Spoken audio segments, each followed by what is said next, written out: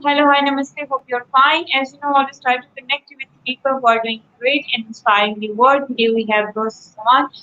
He is a coach, speaker, dynamic speaker, and he's also the co-founder of Soul Inspired Leadership. And today we will try to learn something from him, and we'll know more about him.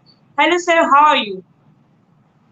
I'm very good, thank you, Asma. Very good. Looking forward to having a discussion. That's really great. So at first, I would just want to know that you are a coach, you are also a speaker, you are a leader actually. So also the founder. So how that journey started? Did you are very active since your childhood? You want to do something and you are doing that thing now. Or with the passage of time, you evolved and you tried different things. So how that journey started? How the journey started? Well, it's it's interesting because you're saying, did you as a child think that you're going to be doing what you're doing now? Well, see, I coach executives and I train leaders to be better leaders. When I was a child, that was never spoken of. No one ever even heard of a coach apart from a coach with a football team. So it didn't exist. So I didn't go up saying I want to be a coach.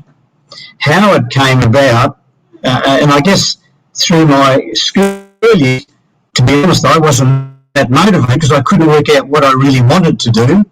Other people would tell me what they thought I should be doing. That's one thing. And so I did things like that, but I wasn't motivated enough. I didn't have enough drive to get me through because I wasn't seeing what I really wanted to do. Other friends, some had the drive because they become a man or a lawyer or a politician. In other words, their known job functions and mine wasn't. So they could follow their path because it's clearer and they could identify with it. I couldn't identify with any of those. My mother wanted me to be an accountant. I'm not very good at accounting, so that ruined that. So in the end, I joined a bank and I worked through banking and went into financial services broadly, funds management, wealth management, managed the region. So I stepped up a bit, I guess, in my positions, and so I was managing a whole region, and I was in the 40s thinking, this is good, but what aspects do I like in this? I like managing the people, leading the people, but I don't really like doing all the other. It doesn't. I don't feel fulfilled. I don't feel as though that's my purpose. And I guess I started to move towards the leadership aspect of leading people. So I had quite a successful region. That wasn't because I was a genius in financial services. It was because I could lead people who were very good at what they were doing and have encouraged them. So we were performing quite well based on their performance, not on mine necessarily, apart from my ability to lead them and motivate them and empower them. So I started to enjoy that, and the company I was with sent me around Australia to different regions to help out if there were some issues with staff, etc., etc. And so, because I could see I had a natural flair for it. But anyway, I wanted to move into a bigger role, like a role that I felt was more purpose in my life, and I felt that the thing that drove me to being an executive coach and training and teaching leaders to be better leaders is that I can see what damage a poor leader does to people's lives. So if you've got a poor leader and their responsibility is 100 people, that's 100 people that don't really enjoy their working life. And when they don't enjoy their working life, it affects their home life, it affects their whole life, really. But when you have a good leader, they have a better working life, they're happier, they're therefore more likely to be happier at home, and the list goes on. So that's why I have the passion to help leaders to be better leaders, because of the damage the poor ones do. So it's not quite often not a deliberate damage, they just have no idea. But anyway, that's the reason why I follow this passion of mine now. And now to me it's not work. I'm just following passion, I'm following a belief that that's what my purpose is to help leaders to be better leaders. And that's why I'm happy to be on your show and have a discussion about that. Because the one thing, I would imagine your audience, to be a good leader of people, you first must be a good leader of self. If you can't lead yourself, you'll never be a good leader of people. It starts from within you and then grows out. In other words, leaders lead within to lead out, if that makes sense. So, so Exactly. that's basically my journey, Asma, is that's why I've headed to where I am now. That's really amazing, and that's really evolving. And so that's also really inspiring, as many people with the best of time know came to know that they are not for that. They need to do something, and they have that knowledge, but they can't take courage. They don't take courage, and they don't have the courage to take a step. They don't they have the fears. So didn't you, when you start, didn't you felt that fears, what would happen if if I would fail? Like when you take an initiative, that things comes in your mind. So how you deal with, because there a lot of people, they can't take courage, they can't take step just because of some fears. Even they have the knowledge and they came to know that they are good for that thing, they are made for that, but because of that thing, that fears and some, they just okay, whatever, now we have, that's okay, just move on, go. So you just got that. So how you deal with that? It's quite a common occurrence, I suppose. Look, I think a lot of it revolves around people's fears revolve around what they're thinking, right? It's their headspace is the challenge. When you lead from within. We all have souls, and all souls are equal in this world. There is no difference. There's no better soul than another one. It's the head that says, I'm better than you, or you're better than me. It's not the soul. We're all born with the same soul. We're all born with a soul, right? And then we just have a physical body appear around us over the time. That's my belief. And so what happens is, when we're all born, we're all happy and smiling, and we might cry for food, but basically we know no fear. And over time, as we learn how to think and our cognitive skills grow, that's when we start to compare and contrast with other people. Well, I'm not good as them, or I'm better than them, or they're luckier than I am, or I'm lucky they are. It all starts to happen from here. It doesn't happen from your soul. Your soul doesn't have that influence on you. It's just you, your calming self, your self-belief. So it's your head that tells you that you're not good enough. It's not your soul. But it takes bravery. So what happens is you're saying true to yourself, and a lot of talk at the moment about leaders need to be authentic, and that is to be true to themselves. And that's not to say I'm going to be true to myself and therefore I don't care what other people do. That's still your head talking.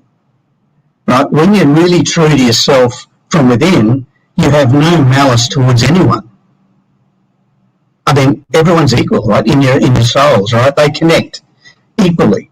So you have no malice, so therefore you're not trying to be better than people for the sake of being better. You're just trying to be better for yourself. It's like an athlete. The really good athletes, they might lose. Let's say they get in the Olympic final, but they lose the race. The one thing they're happy about is they did a personal best. See, that's them competing with themselves, within themselves. If their personal best happens to be the best, well, but at the end of the day, if they're trying to beat everyone else mentally, they'll get beaten.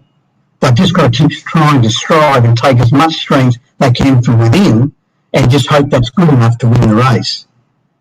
But all good athletes will tell you that. It comes from within, not in your head, right?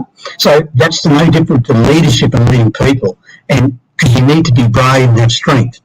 As you said, people don't have they have a fear. They have a failure. It's not your soul. From within, you're not fear of failing. But what you fear of failing is people telling you, you failed. You're a loser. You should have done better. You should have done it this way. That's what they're fearing, is outside noise and people waffling on about how you should have done it. Good luck to them. take that information on board as data, but don't react to it. React from within. You just use that as background knowledge, but it's not what you have to necessarily do. And as a coach, I've met many leaders in the course of my work, and some of the ones where I work with because of the challenge and struggling, sometimes they're in a position they don't even want to be there. And they don't admit to themselves that they don't want to be there because they're in a big position. The reason why they're in a large position is because they got there for other reasons. And so I'll give an example. I had an executive I was coaching a few years ago who had a global responsibility, who had about 15,000, 16,000 people under his control, right?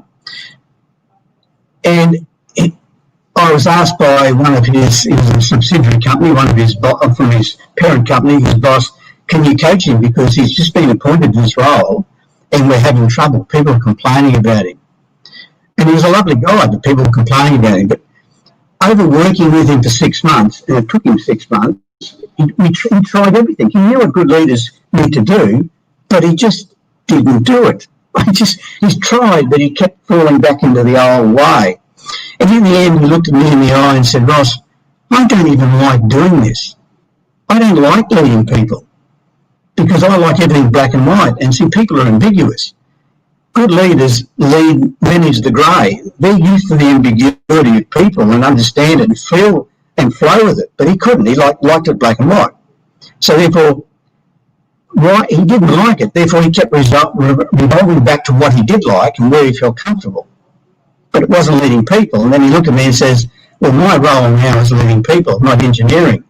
So look, I said, well, what are you going to do? Well, he said, I understand now I've got to be true to myself because I'm going to fail doing this, and it's not me anyway. That's why I'm failing. So I'll talk to my boss and resign. So that's because he knew that he would either resign now or be asked to resign at some point because he didn't like doing it. He just hated it. So the story of that is 6 months later he sent me an email. I mean, the company put him in another position somewhere else where all he had was an assistant and he was doing some sales and development. He loved it. He can manage an assistant. They just work together as a team. So he wrote an email 6 months later and thanked me because I made him think about and facing up to what the real him is. Because we're programmed to believe, to be successful, you've got to have a big team, earn big money and look a real hero. He didn't like it. So he finally was true to himself and he went back to another job and he loves it. Now he's enjoying his life again. So when we talk about people growing up, some people know what their purpose is early. And I could say, well, they're lucky. I don't necessarily, but I don't say that. I didn't know my purpose till I was in my 40s. And I've got other friends who knew their purpose, as I said, going through high school in their teens, and they're doing well at it, right? If that was their real purpose. Not the ones that were in the teens going into some particular role because they felt that's what their parents wanted them to do, so they did it. And I've coached people now who have actually admitted me. I got one lady who was an accountant in charge of a department of accounting. She got all up there, but when she got she was pushing herself as an individual contributor. She liked maths, she liked numbers, but she didn't really like accounting. So when she was in position, be a strategist, be everyone within the leadership team, she didn't like it. And she owned up to me and looked at me and said, I joined accounting because my parents said that's the job I should be doing and you can make good money. But I didn't join because I really wanted. I just like maths. I said, well, why don't you become a maths teacher? So she started to think about it. And then again, she resigned and went off and did something she's happy with now. So just because she wasn't doing a good job of it, she was eventually going to be pulled off because she wasn't enjoying it. So therefore, you're not good at it. So the point I just want to make, it's a long-winded way of coming around to it, that some people find their purpose early, some find it later. And the ones who find it late, or who can't find it early, don't sweat. Be patient. It will happen. But just do things where you can learn. So life's a learning journey. So the things I did up to when I became a coach, I was learning. I was learning what good leaders do and what bad leaders do, and et cetera, et cetera. So I was always soaking all that information up. So I gradually went there, but I wasn't thinking consciously, oh, in 10 years' time, I think I might be a coach.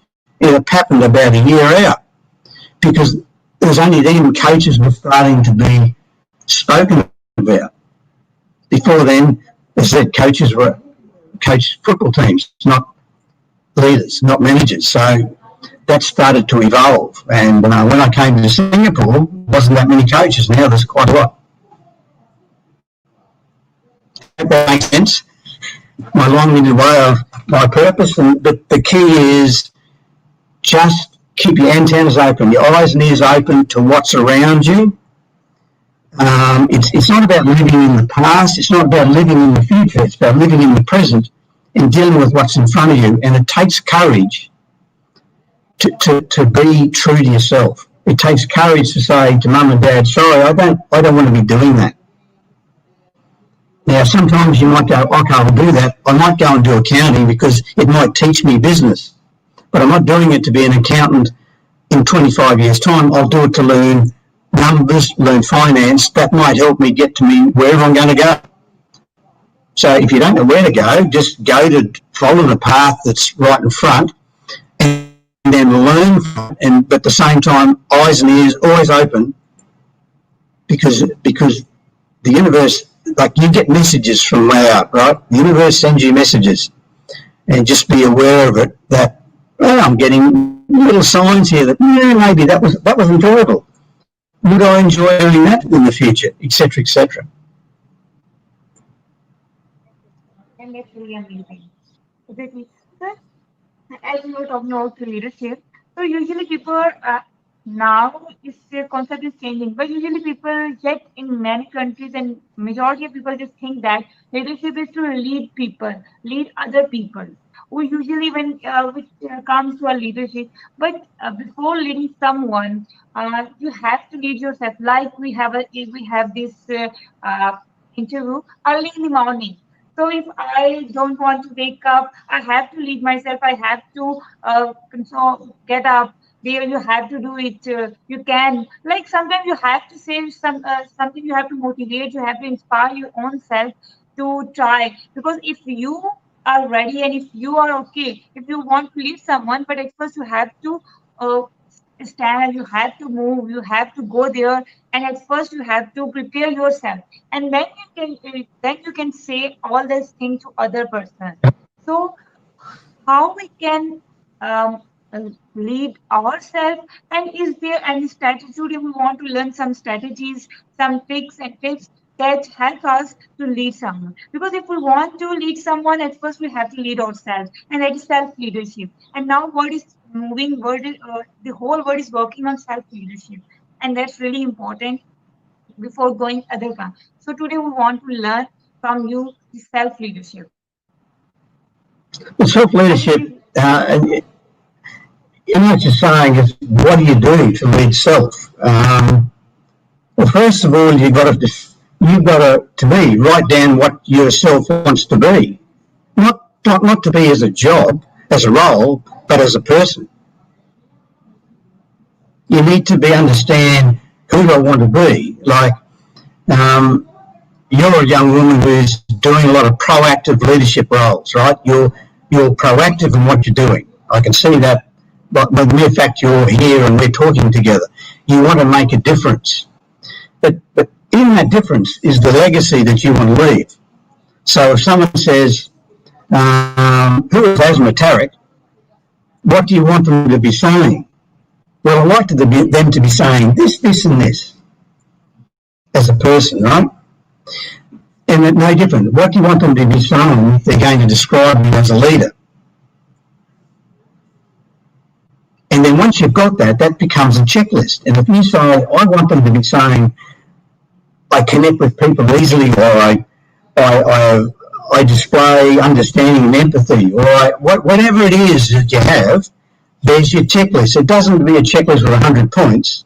You want 5 or 6 points, and I'll go to the critical few, and then that's your checklist. Now, do you live it or you don't? That's your choice. Do I go out there every day, and in the evening I come back and look at that list?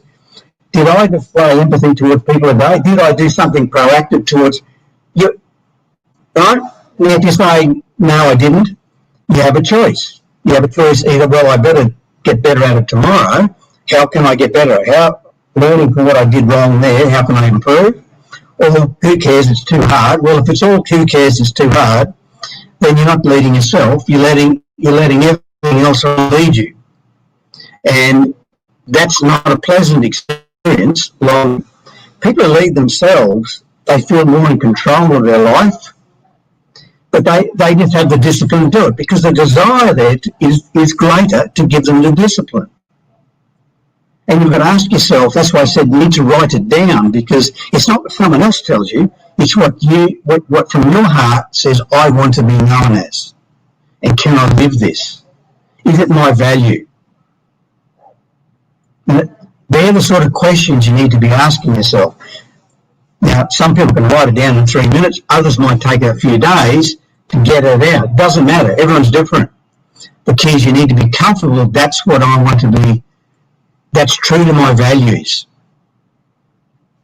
And it's adding value to the world in the sense, right?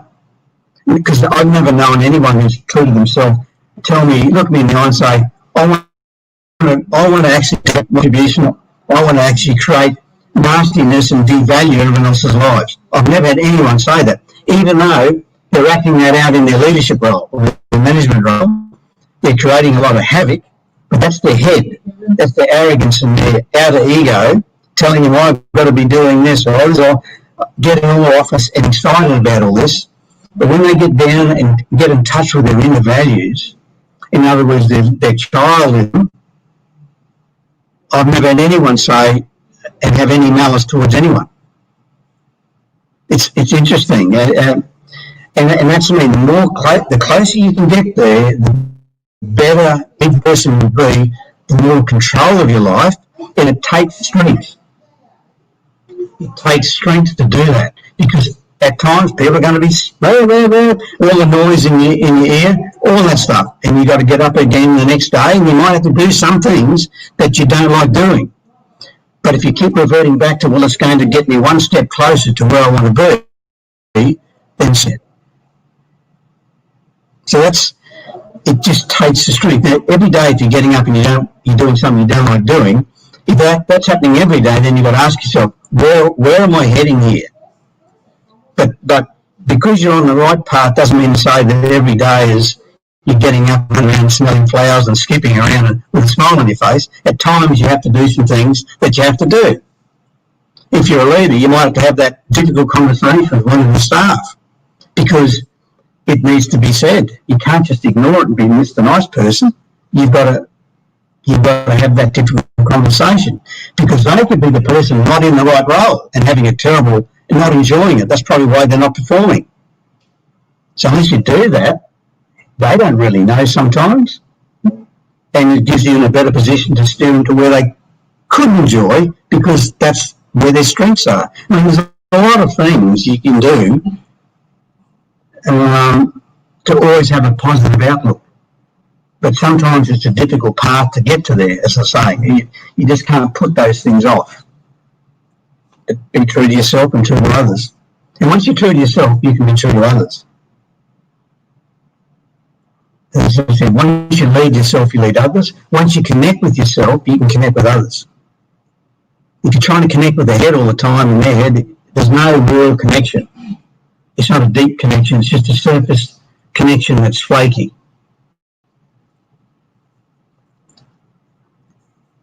So that's in essence, to me, is my tip. It's just, you need to know yourself who you want to be.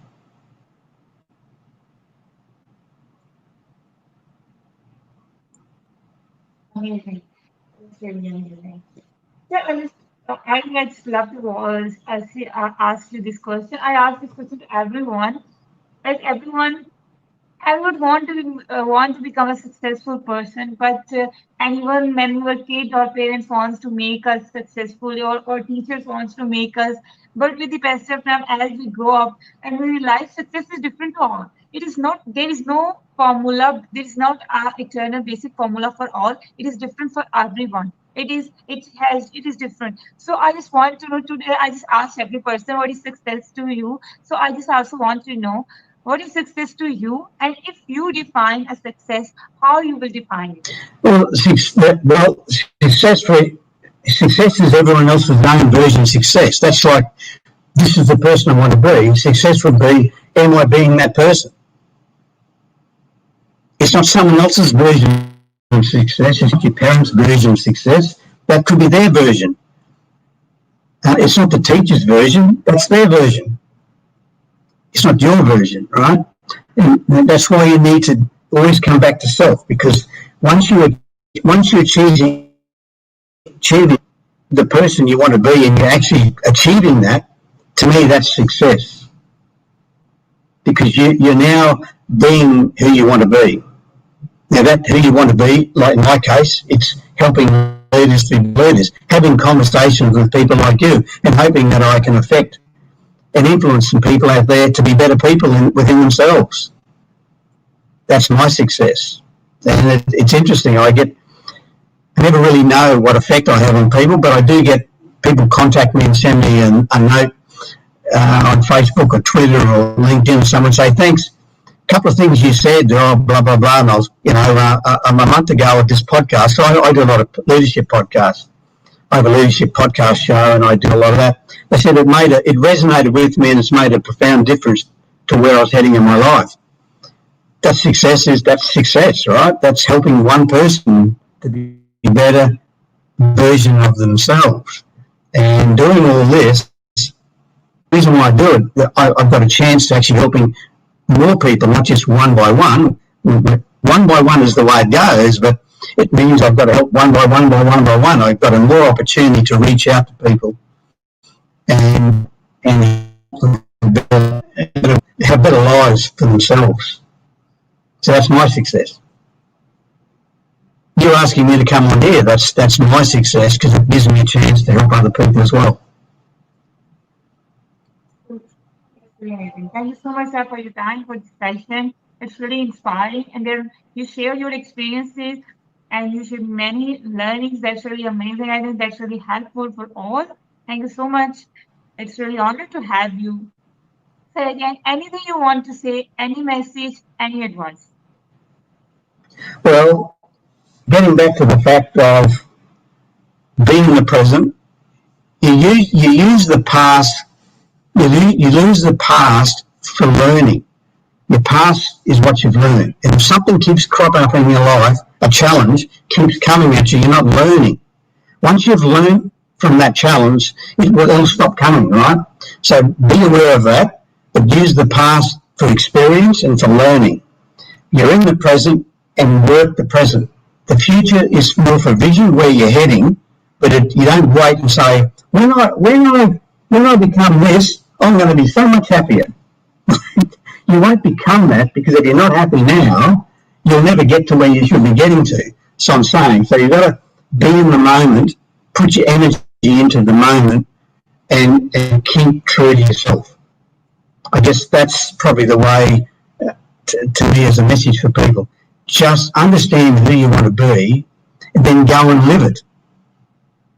No one else you can't blame anyone else for anything. You've got to live your life.